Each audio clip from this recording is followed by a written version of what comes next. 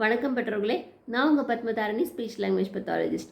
முகத்தில் புன்னகை, மனதில் தன்னம்பிக்கை, இது ரெண்டுமே இருந்தால் வாழ்க்கையில் என்றைக்குமே நம்ம சக்ஸஸ்ஃபுல் பர்சனாக இருக்கலாம். இந்த சேனலோட நோக்கமும் அதே தான். இப்போ நம்ம எல்லார் வீடுகள்லையும் பார்த்திங்கன்னா எல்லாரும் ஆளுக்கு ஒரு செல்ஃபோன் வச்சுருக்கோம் இல்லையா? செல்ஃபோனில் தான் நமக்கு வேலையே ஓடுது. காலையில் எந்திரிச்சோன்னா டைம் பார்க்குறதுக்கு செல்ஃபோன் எடுக்கிறோம். அதுக்கப்புறம் ஏதாவது வாட்ஸ்அப்பில் வந்திருக்கா அப்படின்னு பார்க்குறதுக்கு ஃபோன் எடுக்கிறோம். அப்புறம் ஒரு மீட்டிங் அட்டன் பண்ணுறது, ஒரு சாப்பாடு ஆர்டர் பண்ணுறது, ஒரு க்ராசரிஸ் ஆர்டர் பண்ணுறது, ஒரு ஓலா புக் பண்ணுறது, அந்த மாதிரி நம்ம எல்லாத்துக்குமே செல்ஃபோன் மேலே ஒரு அடிக்ஷன் டெவலப் ஆகிடுச்சு. எல்லாருக்குமே செல்ஃபோன் இருந்தால் தான் நமக்கு வேலை நடக்கும் அப்படின்ற மாதிரி நம்மளே ரொம்ப அடிக்ட் ஆகிட்டோம் அதுக்கு இல்லையா? செல்ஃபோன் பார்க்காம ஒரு 10 நிமிஷம் இருக்க முடியல. ஒரு செல்ஃபோன் கொஞ்ச நேரம் செல்ஃபோனை காணோன்னா பதறி போய் ஹார்ட் அட்டாக் வர அளவுக்கு நமக்கு ஆகிடுது இல்லையா? ஸோ அந்த அளவுக்கு நம்ம ஸ்க்ரீனோட ஒன்று போயிருக்கோம். ஸோ நம்மளுக்கே இப்படின்னா குழந்தைகளுக்கு எந்த விதமான பாதிப்பு ஏற்படுத்தும் அப்படின்றத யோசித்து பார்த்துருக்கீங்களா?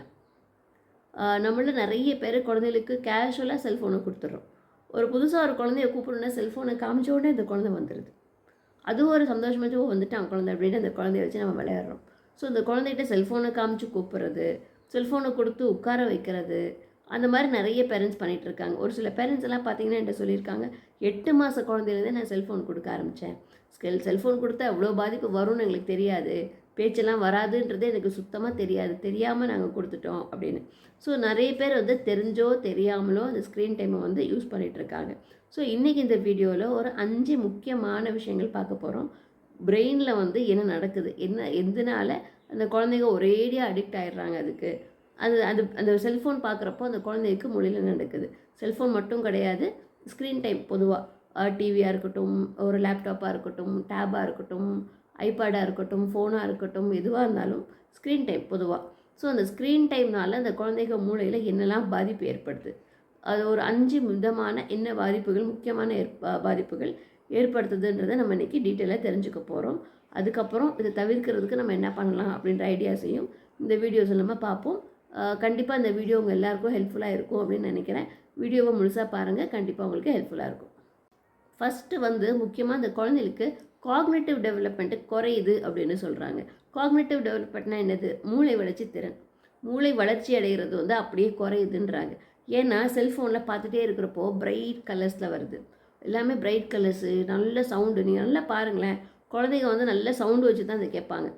சவுண்ட் இல்லாமல் அதை கேட்க விரும்ப மாட்டாங்க எந்த ஒரு வீடியோவையும். ஏன்னா அது ஓவர் ஸ்டிமுலேஷன் ஆகுது அவங்களுக்கு. ரொம்ப அப்படியே அந்த ஸ்டிமுலேஷன் போனோடனே அப்படியே அவங்க காம் டவுன் ஆகி அமைதியாக உட்காந்துருவாங்க ஒரு இடத்துல. அதனால தான் செல்ஃபோன் கொடுத்துட்டு உட்கார வச்சா அவங்க அமைதியாக உட்காந்துருக்காங்க அப்படின்னு நிறைய பேரண்ட்ஸு பாசிட்டிவாக அதை எடுத்துக்கிட்டு வேறு வேலையை பார்க்க போகிறாங்க. ஸோ இது பண்ணுறது மூலமாக பிரெயின் அப்படியே ஷட் டவுன் பண்ணிடுது. பிரெயின் எந்த ஃபங்க்ஷன்ஸையும் பண்ண விடாமல். இப்போ ஒரு மூளை நல்லா வேலை செய்யணும் அப்படின்னாக்கா, ஒரு விஷயத்தை பார்த்தோன்னே இது கரெக்டாக தப்பான்னு கேட்டு அனலைஸ் பண்ணுறது, ஒரு விஷயம் இது இல்லை இது இப்படித்தான் அப்படின்னு கரெக்டாக யோசித்து சொல்கிறது, ஒரு மூளையில் ஒரு பிளானிங் பண்ணுறது, ஒரு விஷயத்தை யோசித்து பேசுகிறது, இது எல்லாமே இந்த செல்ஃபோன் கொடுக்கறதால அப்படியே பாதிக்கப்படும் அப்படின்னு சொல்கிறாங்க. ஸோ இந்த மாதிரி பாதிக்க ஆரம்பிச்சிச்சுன்னா அந்த குழந்தைகளுக்கு ஸ்கூலில் போய் எப்படி பெர்ஃபார்மன்ஸ் இருக்கும்? ஒரு இடத்துல ஃபோக்கஸ் இருக்காது. ஏன்னா அந்த குழந்தைங்க புக்ஸு காமிச்சு சொல்லி கொடுக்குறப்போ அந்த செல்ஃபோனில் பார்த்த அளவுக்கு ஸ்டிமுலேஷன் இதில் கிடைக்காது. ஸோ அந்த ஃபோக்கஸ் ஆட்டோமேட்டிக்காக அந்த குழந்தைகளுக்கு குறைய ஆரம்பிக்கும். ஏன்னா அதில் ஃபாஸ்ட் மூவிங்காக இருக்குது. இன்னொன்று அப்படியே அட்ராக்டிவ் கலர்ஸு, பிரைட் கலர்ஸு, அப்புறம் நல்ல சவுண்டு, ஆடியோ, அது எல்லாமே ஸ்கூலில் கிடைக்காது.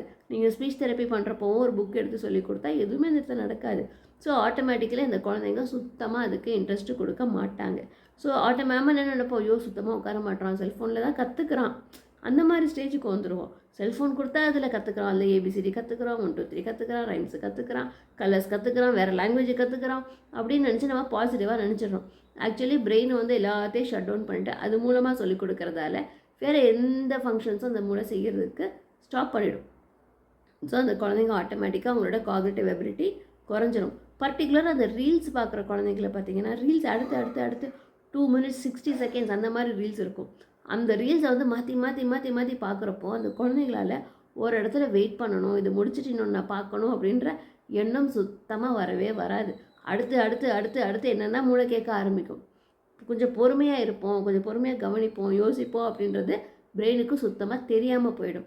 நம்ம அடல்ட் பிரெயின்ஸுக்கே சில சமயம் நம்ம செல்ஃபோனை பார்த்துட்டு இருந்தோன்னா என்ன நடக்குது சுற்றின்றது தெரியாமல் போயிடுது.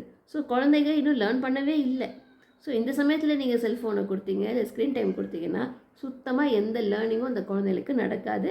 அந்த குழந்தைங்க மென்டல் ரிட்டார்டட் குழந்தைங்களாக ஆகிறதுக்கு நிறைய வாய்ப்புகள் இருக்குது. செகண்ட் இம்பேக்ட் என்னென்னு பார்த்தீங்கன்னா, லாங்குவேஜ் அண்ட் கம்யூனிகேஷன். ஸ்பீச் தெரப்பியில் முக்கியமான விஷயம் இதுதான், லாங்குவேஜ் அண்ட் கம்யூனிகேஷன். லாங்குவேஜ் எப்படி கற்றுக்குறாங்க? அடுத்தவங்க பேசுகிறத பார்த்து வீட்டில் யாரும் சுற்றி என்ன பேசுகிறாங்கன்றத பார்த்து அதை நம்ம கற்றுக்கிட்டு இமிட்டேட் பண்ணி தான் நம்ம லாங்குவேஜை கற்றுக்குறோம். ஒருத்தவங்க எப்படி நம்மகிட்ட கம்யூனிகேட் பண்ணுறாங்கன்றதை நம்ம பார்ப்போம். லாங்குவேஜ் ஒகேபுலரி நமக்கு நிறைய இருந்தால் மட்டும்தான் நம்மளால் கம்யூனிகேட் பண்ண முடியும். எனக்கு இது வேணும், எனக்கு இது செய்யுது, எனக்கு பசிக்குது, எனக்கு இன்னும் கொஞ்சம் வேணும், இது வேண்டாம், எனக்கு இது பிடிக்கும், இது எனக்கு பிடிக்காது, நான் அங்கே போகணும், இது வாங்கி கொடுங்க, எனக்கு இது வேண்டாம், எனக்கு இன்னொன்று வாங்கி கொடுங்க, எனக்கு ரெட் கலர் வேணும், ப்ளூ கலர் வேணும், அவ்வளோ கம்யூனிகேஷன் அந்த குழந்தை பண்ணணும். அந்த குழந்தைகளுக்கு கம்யூனிகேஷனே பண்ண தெரியல அப்படின்னாக்கா அந்த குழந்தைங்க அப்படியே டவுன் ஆகிடுவாங்க. அப்போ பிஹேவியர் ப்ராப்ளம்ஸ் அரைஸ் ஆகும். செல்ஃபோன் காமிக்கிறது மூலமாக அந்த குழந்தைங்க ஒரு இடத்துல மூழ்கி போயிடுறாங்க. சுற்றி என்ன நடக்குதுன்றது தெரியாது. எப்படி ஒகேபுலரி டெவலப் பண்ணணும் சான்ஸே கிடையாது. கம்யூனிகேட் பண்ணுறதுக்கும் சான்ஸே கிடையாது. செல்ஃபோனை பிடுங்குனா ஒரு அழுகை, கொடுத்தா அமைதி, இந்த மாதிரி தான் மாறிடுவாங்க. ஸோ எந்த விதமான லேர்னிங் ஆப்பர்ச்சுனிட்டிஸும் அந்த குழந்தைகளுக்கு கிடைக்காம போயிடும். அதே மாதிரி சில சமயம் ட்ராவல் பண்ணுறப்போ அந்த குழந்தைங்க செல்ஃபோனை வாங்கி வச்சுக்குவாங்க. நம்ம வந்து டைம் பார்ப்போம், ரூட்டு பார்ப்போம், கூகுள் மேப்பு போட்டு பார்ப்போம்.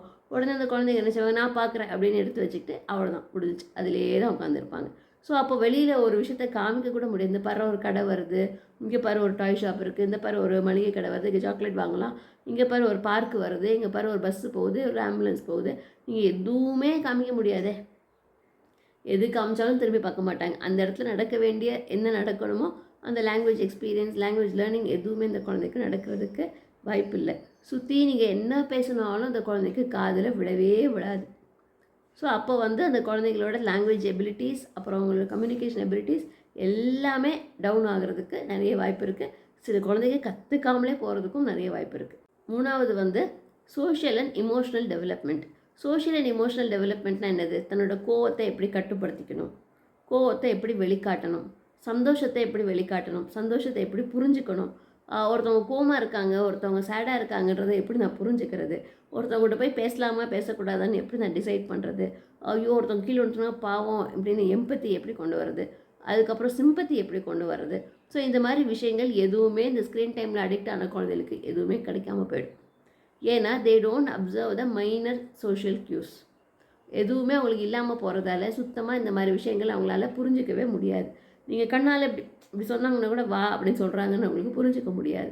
ஏன்னா அவங்க டோட்டலி ஸ்க்ரீன் டைமில் அடிக்ட் ஆகிருக்காங்க. வேறு எதுவுமே பிரெயின் வந்து ப்ராசஸ் பண்ணாது. இன்னொன்று ஸ்க்ரீன் டைமில் அவங்க என்ன பார்க்குறாங்கன்றது நமக்கு தெரியாது இல்லையா? ஸோ அப்போ வந்து அவங்க அக்ரெசிவான ஏதோ ஒரு வீடியோ பார்க்குறாங்க, ரொம்ப ரொம்ப ஒரு அடிக்கிறது, குத்துறது, அந்த மாதிரி வீடியோஸ்லாம் அவங்க பார்க்குறாங்க அப்படின்னா அதே மாதிரி பிஹேவியர்ஸ் நம்மக்கிட்டேயும் அவங்க பண்ண ஆரம்பிப்பாங்க. நம்மக்கிட்ட வந்து குத்திடுவேன் அப்படின்னு சொல்கிறது, அடிச்சிடுவேன்னு சொல்கிறது, இல்லை அடிக்க வர்றது, அக்ரெசிவாக ஒரு ஏதாவது ஒரு கார்ட்டூன் பார்க்குறப்போ அதில் ஒரு கார்ட்டூன் கேரக்டர் வந்து விழுந்து புரண்டு அழுகுதுன்னா அதே மாதிரி இவங்களும் இமிட்டேட் பண்ண ஆரம்பிப்பாங்க. அது என்ன சாப்பிடுதோ அதான் சாப்பிடுவாங்க. ஜங்க் ஃபுட்டு சாப்பிட்றதான் காமிக்குது மோஸ்ட்லி. அதே மாதிரி ஜங்க் ஃபுட் தான் நான் சாப்பிடுவேன் அப்படின்னு சொல்லுவாங்க. ஸோ இந்த மாதிரி வந்து நிறைய அந்த குழந்தைங்க வந்து அடிக்ட் ஆகி இந்த மாதிரி சோஷியல் அண்ட் இமோஷனல் க்யூஸ் வந்து புரிஞ்சிக்க முடியாது, எக்ஸ்ப்ரெஸும் பண்ண முடியாது. அந்த மாதிரி நிலைமைக்கு இந்த குழந்தைங்க போயிடுவாங்கன்னு ரிசர்ச்சில் நிறைய பேர் ஆராய்ச்சி பண்ணி சொல்லிகிட்டு இருக்காங்க. ஸோ நம்ம வந்து ரொம்ப கேர்ஃபுல்லாக இருக்கணும். குழந்தைங்க எந்த கண்டென்ட் வாட்ச் பண்ணுறாங்கன்றதை நம்ம அப்பப்போ பார்த்துக்கிட்டே இருக்கணும்.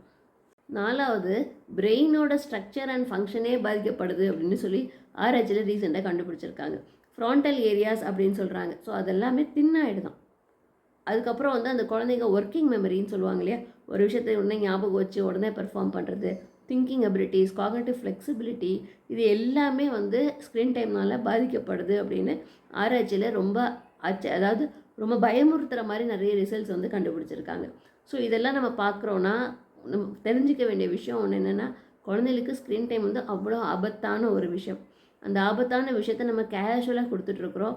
பிற்காலத்தில் அந்த குழந்தைகளுக்கு என்ன வரும் அப்படின்னு தெரியாமலே நம்ம கொடுத்துட்ருக்குறோம். ஸோ தயவு செஞ்சு பெற்றோர்கள் இந்த குழந்தைகளோட பிரெயினை பாதிக்கப்படுது அப்படின்னு தெரிஞ்ச பிறகும் நீங்கள் ஸ்க்ரீன் டைமை கொடுக்க ஆரம்பிச்சிங்கன்னா அது ரொம்ப ரொம்ப ரொம்ப பெரிய தப்பு. தயவு செஞ்சு இன்னையோடு அதை ஸ்டாப் பண்ணுங்கள். குழந்தைகளுக்கு ஸ்க்ரீன் டைம் கொடுக்காதீங்க. சாப்பிட்றப்ப மட்டும் நான் ஸ்க்ரீன் டைம் கொடுக்குறேன் அப்படின்னு சொல்கிற பேரண்ட்ஸ் இருக்காங்க. சாப்பிட்றப்ப மட்டும் வேண்டவே வேண்டாமே, ஸ்க்ரீன் டைமை ஸ்டாப் பண்ணுங்கள். 0 ஸ்க்ரீன் டைம் அப்படின்னா 0ன்றது 0 தான். 0.1 0.2 எல்லாம் எதுவுமே கிடையவே கிடையாது. ஸோ தயவு செஞ்சு ஸ்க்ரீன் டைம் 0 ஆக்கிட்டிங்கன்னா சாப்பிட்றப்பவும் கொடுக்காதீங்க. சாப்பிட்றப்ப நீங்கள் கொடுத்தீங்கன்னா குழந்தை என்ன சாப்பிட்றதுன்னு தெரியாது. என்ன சாப்பிடுன்னு தெரியாமல் நீங்கள் கொடுக்குறத வாயில் ஆன்னு வச்சுக்கிட்டே இருப்பாங்க. இந்த மாதிரி தொடர்ந்து பண்ணக்கூடிய குழந்தைகளுக்கு வந்து ஒபிசிட்டி வர்றதுக்கு நிறைய வாய்ப்புகள் இருக்குது. ஃபிசிக்கல் ஆக்டிவிட்டி சுத்தமாக கிடையாது. ஸோ அதனால இந்த குழந்தைகளுக்கு ஒபிசிட்டி நிறைய வர்றதுக்கு சான்சஸ் இருக்குன்னு சொல்லிகிட்டு இருக்காங்க. ஸோ தயவு செஞ்சு ஃபிசிக்கலாக அந்த குழந்தைகளுக்கு எந்த பிரச்சனையும் வராமல் இருக்கணும் அப்படின்னா ஃபிசிக்கலி பிரெயின் ஃபங்க்ஷன்ஸ் எல்லாமே பாதிக்கப்படுது. ஸோ அதனால் தயவு செஞ்சு ஸ்க்ரீன் டைமை வந்து அந்த குழந்தைகளுக்கு கொடுக்காதீங்க. 5வது வந்து ஸ்லீப் டிஸ்டர்பன்ஸ். இந்த ஸ்க்ரீன் டைம் பார்க்குற குழந்தைகளுக்கு நிறைய பேருக்கு ஸ்லீப் டிஸ்டர்பன்ஸ் வரதுண்டு. ஏன்னா எக்ஸசிவ் ஸ்க்ரீன் டைம், தூங்குறதுக்கு முன்னாடி ஸ்க்ரீன் டைமை பார்த்துட்டு தூங்கினா பிரெயின் ஃபுல் ஓவர் ஸ்டிமுலேட்டடாக இருக்கும். ஸோ அப்போ வந்து அந்த ஓவர் ஸ்டிமுலேட்டட் பிரெயினை வந்து காம் டவுன் பண்ணுறது ரொம்ப ரொம்ப ரொம்ப கஷ்டம்.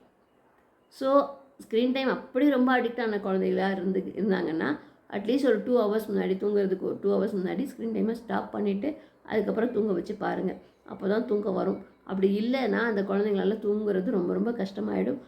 அப்படி அவங்க தூங்கலை அப்படின்னாக்கா அடுத்த நாள் ஃபுல் டே அவங்களுக்கு பாதிப்பாக தான் இருக்கும், பிரச்சனையாக தான் இருக்கும். அவங்களுக்கு மட்டும் பிரச்சனை கிடையாது, உங்களுக்கும் சேர்த்து தான் பிரச்சனை.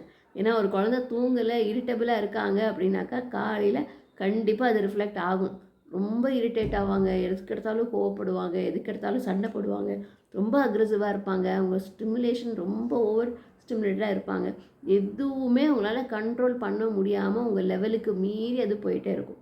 ஸோ அதனால இந்த குழந்தைகளுக்கு ஸ்க்ரீன் டைம் இது ஸ்க்ரீன் டைம்னால நீங்கள் ரிலேட் பண்ணியிருக்கவே மாட்டீங்க. இதனால தான் அந்த குழந்தைக்கு இவ்வளோ பிரச்சனை வருதுன்னு ஏன் வருதுன்னு யோசிச்சுட்டு இருந்திருப்பீங்க. ஆக்சுவலி யோசிச்சு பார்த்தீங்கன்னா ஸ்க்ரீன் டைம் தான் அதுக்கு அடிப்படை காரணமே. ஸோ அந்த அடிப்படை காரணம் என்னன்றதை கண்டுபிடிச்ச பிறகு அதை நீங்கள் ஸ்டாப் பண்ணிட்டீங்கன்னா ஓவரால் டெவலப்மெண்ட் குழந்தைக்கு ரொம்பவே நல்லாயிருக்கும். ஸோ 5 விதமான மூளைக்கு ஏற்படுற பாதிப்புகள் என்னென்னு பார்த்தோம். ஸோ இப்போ சில ரெக்கமெண்டேஷன்ஸ் அப்படின்னு கொடுத்துருக்காங்க. ஸோ இது ரெக்கமெண்டேஷன்ஸ் என்ன, ஸ்க்ரீன் டைம் ரெக்கமெண்டேஷன் என்னென்னு பார்த்தீங்கன்னா 0 to 2 இயர்ஸ் உள்ள குழந்தைகளுக்கு 0 ஸ்க்ரீன் டைம், 3 to 5 உள்ள குழந்தைகளுக்கு 1 hour ஆஃப் ஸ்க்ரீன் டைம். அதுவும் உங்களோட கண்காணிப்பில் இது நடக்கணும். உங்களோட கண்காணிப்பு அப்படின்ற சென்ஸ் நீங்கள் பக்கத்தில் உட்காந்து செல்ஃபோன் கூட பார்க்கணும், பக்கத்தில் உட்காந்து டிவி பார்க்கணும். அந்த மாதிரி இருந்தால் மட்டும்தான் அது 1 hour. அப்படி இல்லைன்னா அதுவும் நீங்கள் அவாய்ட் பண்ணிக்கிறது நல்லது. அப்படி உங்கள் குழந்தை திரும்ப திரும்ப உங்கள்கிட்ட ஃபோன் கேட்குறாங்கனாக்கா அவங்க என்ன கண்டென்ட் பார்க்குறாங்கன்றதை நீங்கள் அப்சர்வ் பண்ணியே ஆகணும். அவங்களுக்கு தேவையில்லாத கண்டென்ட் வர்ற மாதிரி நீங்கள் செட்டிங்ஸ் பண்ணக்கூடாது. அதாவது எப்படின்னா அதை என்ன சொல்கிறது, மொபைல் நெட்வொர்க்கோ இல்லை வைஃபையோ ஆஃப் பண்ணிவிட்டு குழந்தைகள்கிட்ட கொடுங்க. வைஃபை ஆக்சசபிள் இல்லாத மாதிரி பாஸ்வேர்டு போட்டு வச்சுருங்க. இன்னொன்று அந்த குழந்தைகளுக்கு யூடியூப்பில் போகிறாங்க அப்படின்னாக்கா யூடியூப்பில் ஒரு பேரண்டல் லாக் வச்சுக்கோங்க. அந்த பேரண்டல் லாக் நீங்கள் ஓப்பன் பண்ணி கொடுத்தா மட்டும்தான் ஓப்பன் ஆகும். சில விஷயங்கள் அவங்க என்ன பார்க்கணுன்னு நீங்கள் நினைக்கிறீங்களோ அதை மட்டும் டவுன்லோடு பண்ணி வைங்க. அதை மட்டும் அவங்க பார்க்குறதுக்கு மாதிரி ஆக்சஸ் கொடுங்க. வேறு எதுவுமே அவங்களுக்கு ஆக்சஸ் கொடுக்காதீங்க. இன்னொன்று, அந்த வீடியோ வந்து ரொம்ப லென்த்தியான வீடியோவாகவும் இருக்கக்கூடாது, ரொம்ப ஷார்ட் வீடியோவாகவும் இருக்கக்கூடாது. மேக்ஸிமம் 15 to 20 minutes வீடியோ, அதுக்கு மேலே நீங்கள் கொடுக்க வேண்டாம். 15 minutesன்றது ஓகே, அதாவது தவிர்க்க முடியாத சுச்சுவேஷனில் நான் சொல்ல வரேன். ஸோ அந்த 15 minutes பார்த்துட்டு அந்த குழந்தை கொடுத்துடணும் அப்படின்றத நீங்கள் சொல்லணும். கொடுத்துடணும் பார்க்கக்கூடாது அப்படின்றத விட கொடுத்துருவான், பார்த்துட்டு கொடுத்துருவான், மூடிட்டு கொடுத்துருவான், சூப்பர் பையன், குட் பாய், குட் கேர்ள் அப்படின்னு நீங்கள் அடிக்கடி மோட்டிவேட் பண்ணிகிட்டே இருக்கணும். செல்ஃபோன் பார்க்குறப்போ முடிய போகுதா வீடியோன்றதை கேட்டுகிட்டே இருங்க. ஸோ தட் ஒரு பாயிண்ட் ஆஃப் டைம் முடிய போகுது நான் கொடுத்துட்றேன்னு அவங்களே சொல்லிடுவாங்க. இல்லை முடிஞ்சோடனே டக்குன்னு உங்கள் கையில் கொண்டு வந்து கொடுத்துருவாங்க. கொடுக்குறப்போ டிலே பண்ணாமல் அந்த ஃபோனை வாங்கி வச்சுக்கோங்க. அப்படி வாங்கி வச்சுக்கிட்டிங்கன்னா ஓகே, இல்லை இரு வர்றேன் கொஞ்சம் வச்சுக்கோ அப்படின்னு நீங்கள் சொன்னீங்கன்னா போச்சுக்கதை மறுபடியும் ஆரம்பிச்சிருவாங்க. ஸோ அது ஒன்று. இன்னொன்று, அந்த குழந்தைங்க வந்து பார்த்து முடித்த உடனே என்ன பார்த்த அப்படின்றத கேளுங்க. ஒரே வீடியோவை ரிப்பீட்டடாக பார்த்தாலும் பரவாயில்ல, பார்க்கட்டும், நோ ப்ராப்ளம். ஆனால் மல்டிபிள் வீடியோஸ் நீங்கள் காமிக்க ஆரம்பிச்சிட்டிங்கன்னா அடுத்து என்னன்ற ஆசை அந்த குழந்தைக்கு வந்துடும். ஸோ ரிப்பீட்டடாக அந்த குழந்தைங்க அடுத்துன்னு கேட்க தான் ஆரம்பிப்பாங்க. ஒரு நாளைக்கு ஒரு தடவை, இல்லை ஒரு நாளைக்கு 2 தடவை மேக்ஸிமம், அவ்வளோதான். அதுக்கு மேலே கொடுக்க மாட்டேன் அப்படின்றதுல நீங்கள் ரொம்ப ஸ்ட்ராங்காக இருங்க. அதே மாதிரி செல்ஃபோனை கொடுத்துட்டு டக்குன்னு பிடுங்கிறது வந்து தப்பு. குழந்தைகிட்ட வந்து டக்குன்னு பிடுங்காதீங்க. நீங்கள் பிடுங்கினீங்கன்னா அவங்களோட ரியாக்ஷன் வேறு மாதிரி இருக்கும், ரொம்ப அழுக ஆரம்பிச்சிருவாங்க. பட் சொல்லி கொடுங்க, நான் அவ்வளோதான், இப்போ கொடுக்க மாட்டேன்னா மாட்டவே மாட்டேன், அதில் நீங்கள் கன்ஃபார்மாக இருங்க. அது வேறு வழியே இல்லை அப்படின்ற சமயத்தில் நீங்கள் வாங்கி வச்சுருங்க, கொடுக்கவே கொடுக்காதீங்க. அவங்களா எடுத்துட்டாங்க அப்படின்னாக்கா அதே மாதிரி நம்ம எடுத்து வாங்கி வச்சுக்கிறதுல தப்பே கிடையாது. பார்த்துட்டே இருக்கிறப்போ டக்குன்னு பிடுங்காதீங்க, அது ஒன்று. இன்னொன்று வந்து அந்த குழந்தைங்க வந்து செல்ஃபோன் பார்த்துட்டே இருக்கிறப்போ நடுநடுவில் போய் நம்ம பேசிக்கிட்டே இருக்கணும். சும்மா பார்க்கட்டும் அப்படின்னு நம்ம விட்டுறக்கூடாது. என்ன பார்க்குறாங்க, என்ன பார்க்குறீங்க, இது என்ன கேரக்டர், அது என்ன கேரக்டர், இது என்ன ஆச்சு அப்படின்னு நீங்கள் சுவாரஸ்யமாக கேளுங்க, அவங்க பதில் சொல்லட்டும். அது ஒன்று. இன்னொன்று வந்து அந்த குழந்தைங்க செல்ஃபோன் கேட்குறப்பெல்லாம் நம்ம கொடுக்கணுன்ற அவசியம் கிடையாது.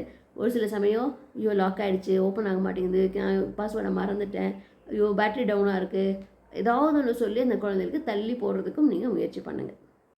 இன்னொன்று முக்கியமான விஷயம், நாம் செல்ஃபோன் பார்க்காம இருந்தால் தான் குழந்தைங்க பார்க்காம இருப்பாங்க. நம்ம செல்ஃபோன் அவங்க முன்னாடி பார்த்துட்டே இருந்தோன்னா அவங்களும் அதை பார்க்க தான் செய்வாங்க. So first it should start from us. நம்ம மாற்றிக்கிட்டோம்னா குழந்தைகளும் மாற்றிக்குவாங்க. ஓகே பெற்றோர்களே, இன்றைக்கி இந்த வீடியோ கண்டிப்பாக உங்கள் எல்லாருக்குமே ஹெல்ப்ஃபுல்லாக இருந்திருக்கும்னு நினைக்கிறேன். மறுபடியும் இன்னொரு இன்ஃபர்மேட்டிவான வீடியோட உங்கள் எல்லாரையும் நான் சந்திக்கிறேன். அதுவரை உங்களிடமிருந்து விடைபெறுவது உங்கள் பத்மதாரிணி. நன்றி, வணக்கம்.